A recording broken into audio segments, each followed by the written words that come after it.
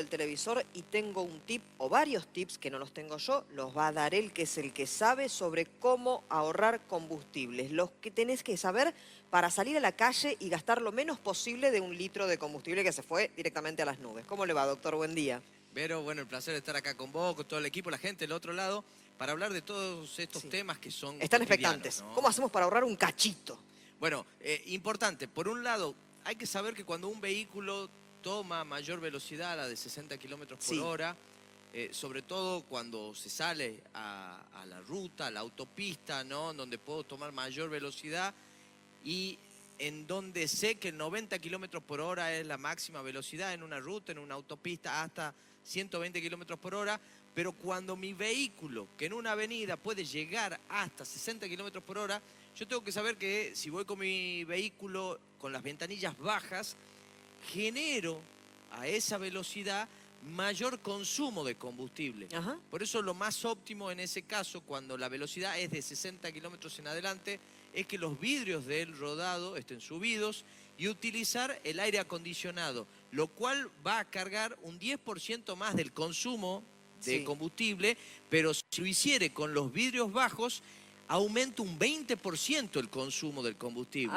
Entonces, prendiendo el aire acondicionado, la climatización del auto, en realidad, uno gasta un 10% menos que lo que gastaría con las ventanillas bajas. Correcto. A la velocidad... Porque eso es un saber, o sea, como que es al revés, en realidad. La gente cree que es a la inversa, ¿no? Que con los vidrios bajos va a ahorrar combustible, pero tiene que saber que cuando la velocidad es de 60 kilómetros en adelante, es conveniente subir los vidrios porque con el aire acondicionado, como te decía, vas a gastar tan solo un 10% más de combustible y no un 20% teniendo los vidrios bajos, ¿no? O sea, vos te das cuenta que acabas de generar una discusión familiar porque hay un montón de lauchas que dicen no voy a prender el aire, no voy a prender la climatización, vamos a bajar las ventanas para que entre un poco de aire y no gastar supuestamente eso. Bueno, están haciendo mal entonces. Exacto, tenemos que corregir. Por otro lado, cuando los neumáticos no tienen el calibre correspondiente que dice el fabricante, me genera mayor consumo de combustible.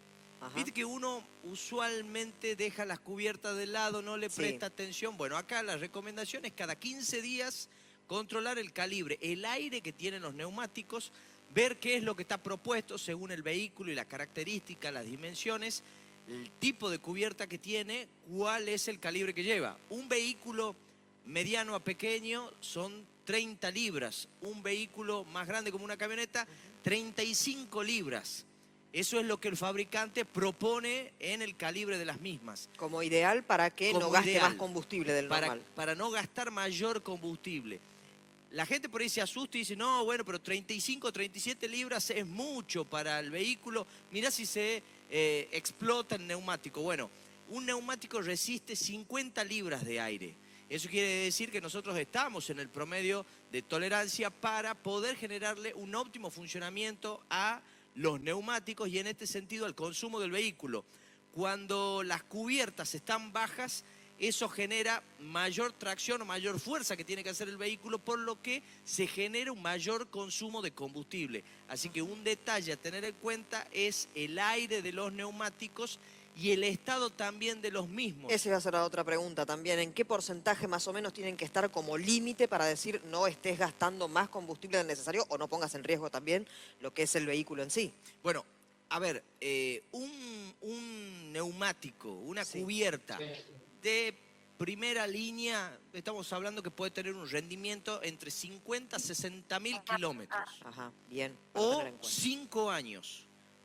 Porque las cubiertas tienen vencimiento. Cuando yo compro cubierta, viste que a veces dicen las promociones 3x2, lleva una sin... Bueno, uno siempre tiene que prestarle atención a la fabricación que tiene el neumático porque desde que se fabricó tiene un lapso de 5 años de vigencia. Si no, de lo contrario, se tiene que descartar porque el caucho con el tiempo va perdiendo su consistencia y por ende no genera la misma respuesta a que si es un neumático que ha sido comprado adecuadamente y utilizado como corresponde.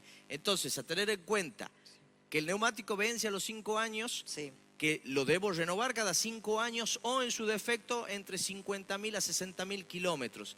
Es cierto que hoy están caros los neumáticos, pero el consejo es no comprar neumáticos usados. Eso te iba a consultar. El tema del recauchutaje, el neumático usado, ¿cómo afecta? Bueno, te afecta en el rendimiento que tiene ese vehículo por el estado. Uno muchas veces puede comprar usado porque el precio es menor, porque es lo que me alcanza, es lo que puedo acceder, pero acá estamos hablando por dos cuestiones. Por un lado, la seguridad, que es lo más importante a cada ciudadano cuando se desplaza en la vía pública, no tan solo por la seguridad de quien conduce o acompaña en el vehículo, sino de los terceros que se involucran en el desarrollo de la vía pública que no conozco. Y por otro lado, lo que es el consumo del combustible. Cuanto en mejor condiciones están mis neumáticos, tienen el calibre ideal, más me va a rendir a mí el combustible, ¿no? Ahora yo te hago una pregunta por ignorancia absoluta.